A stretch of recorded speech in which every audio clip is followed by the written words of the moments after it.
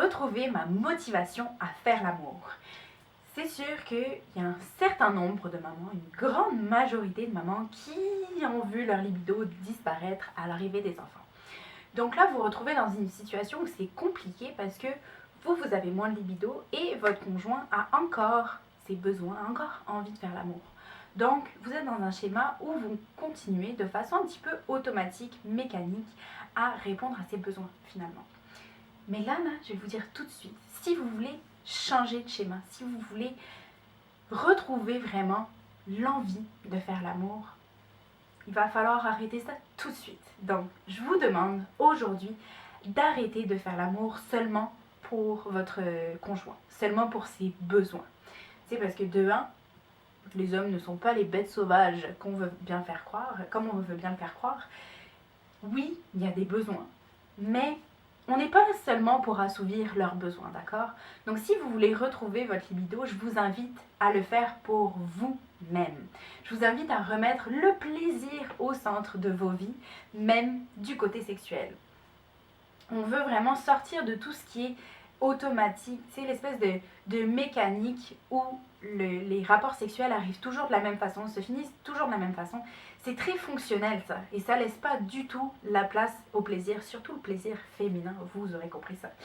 Donc, on veut sortir de ce schéma où c'est un petit peu comme aller au gym, où il faut se parler finalement pour y aller. Oh, ouais, c'est pas le fun, mais après, une fois que je serai rendue, ça ira, t'sais. Parce que moi, je suis pas du tout une adepte de l'appétit vient en mangeant. Vous avez sûrement vu ça sur le groupe. J'haïs cette expression. Pourquoi? Parce que moi, je pense qu'on apprécie toujours plus notre repas quand on a faim plutôt que quand on n'a pas faim du tout. Donc, comment est-ce qu'on va changer ça? Encore une fois, ma fameuse phrase. Comment est-ce que je peux ajouter du plaisir là-dedans? Cette question, ça va permettre de défaire votre espèce de routine sexuelle, donc ce schéma où ça se passe toujours de la même façon. On va défaire ça pour être capable de rajouter des choses, pour mieux communiquer avec notre conjoint aussi, parce que oui, ça va demander la communication, oui, ça va demander un ajustement pour sortir de ce schéma qui est finalement plutôt malsain pour vous.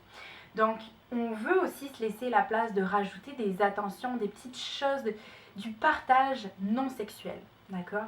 Donc, si vous vous posez la question, comment est-ce que je peux ajouter du plaisir? Je vais dire un truc très cliché là, mais vous allez comprendre comme ça. Ça peut être, moi, tu sais, j'aimerais ça un massage avant. J'aimerais ça un massage avant qu'on commence à toucher nos parties intimes.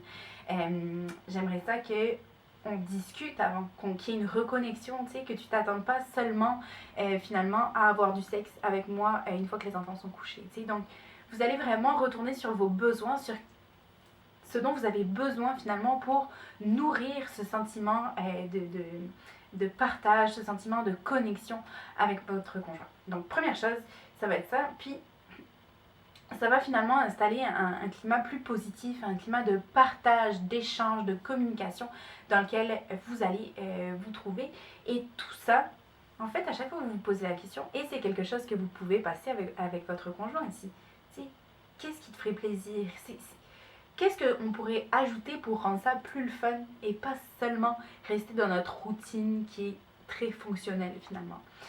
Donc tout ça, ça va vraiment vous permettre ça va contribuer à vous redonner l'envie. Pourquoi? Parce que si vous avez des expériences positives, donc un soir vous vous y mettez, vous avez réussi à passer votre demande pour ajouter du plaisir, vous vivez une expérience positive où vous avez eu du plaisir, la fois d'après, vous allez pouvoir probablement avoir plus de désir, plus de libido. Donc, toutes ces expériences positives, répétées les unes après les autres, finalement, ça va vous permettre d'être dans l'anticipation positive, donc de faire augmenter votre désir.